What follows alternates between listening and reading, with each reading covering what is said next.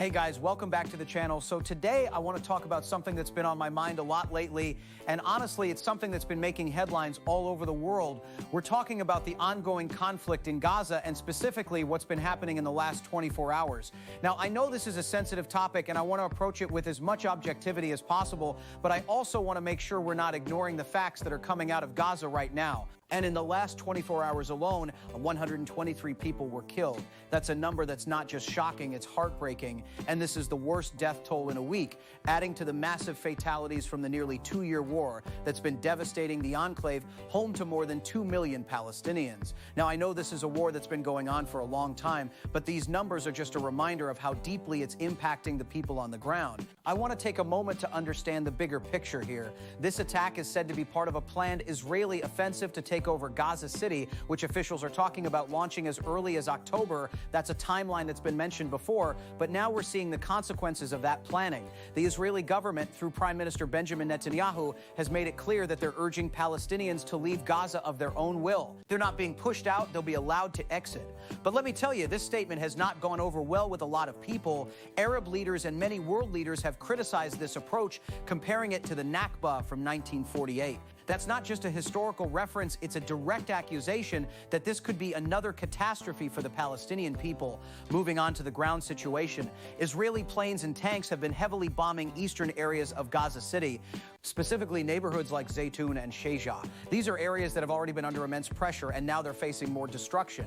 Al Ahli Hospital reported 12 deaths from an airstrike on a home in Zaytun. That's a lot of lives lost in one single strike. And it's not just airstrikes. Tanks have been destroying homes in the east of Khan Yunis, and Israeli gunfire has been targeting aid seekers in 2 separate incidents, killing 9 people. These aren't just numbers, they're real people. Families and communities being torn apart, including 3 children died of starvation and malnutrition in the past 24 hours. That brings the total number of deaths from starvation and malnutrition since the war began to 235, with 106 of those being children. That's a staggering number, and it's a clear indication that the humanitarian crisis in Gaza is reaching unimaginable levels. Now, Israel has been disputing these figures, accusing Hamas of stealing aid. But let's be real, whether or not Hamas is stealing aid, the reality on the ground is that people are starving and children are dying because of it. That's a problem that needs to be addressed immediately, not just through accusations. There's been some movement in the diplomatic arena. Hamas's chief negotiator, Khalil al-Hayya, has been holding further talks with Egyptian mediators in Cairo. The focus of these talks has been on stopping the war, delivering aid, and ending the suffering of Gazans. Now, Hamas officials have expressed openness to ceasefire discussions, but only if Israel ends the war and withdraws. They've made it clear that laying down arms before the occupation is dismissed is impossible. That's a pretty strong statement, and it shows that Hamas isn't willing to negotiate unless certain conditions are met. And honestly, from what I can see, those conditions are pretty much impossible to meet right now, given the current situation in Gaza. Let's not forget where this all started. The war began on October 7, 2023, when Hamas-led militants attacked southern Israel, killing 1,200 people and taking 251 hostages. Since then, Israel's offensive has resulted in over 61,000 Palestinian deaths, according to local health officials. That's a number that's been widely reported, and it's a number that's been a point of contention between Israel and the international community. The international community, including 24 foreign ministers, has called for a ceasefire and unrestricted aid access, citing the unimaginable levels of humanitarian crisis in Gaza. But Israel denies responsibility for the hunger, accusing Hamas of misusing aid and claiming it has taken steps to increase aid deliveries.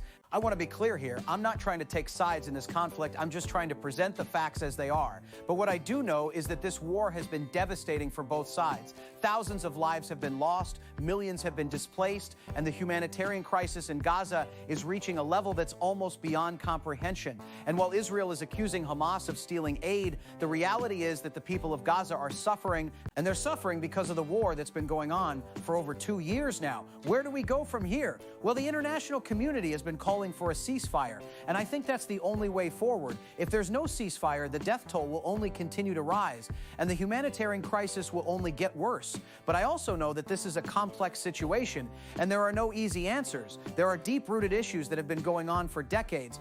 And this war is just the latest chapter in that long and painful history. I think the only way to move forward is through dialogue, through diplomacy, and through a genuine effort to find a solution that works for both sides. But until that happens, people in Gaza are going to continue to suffer, and the world is going to continue to watch as the death toll rises and the humanitarian crisis deepens. What do you think? Should the international community continue to push for a ceasefire, or is there something else that needs to be done? Let me know in the comments below. And if you found this video helpful, don't forget to like, subscribe, and hit that bell so you don't miss any of our future videos.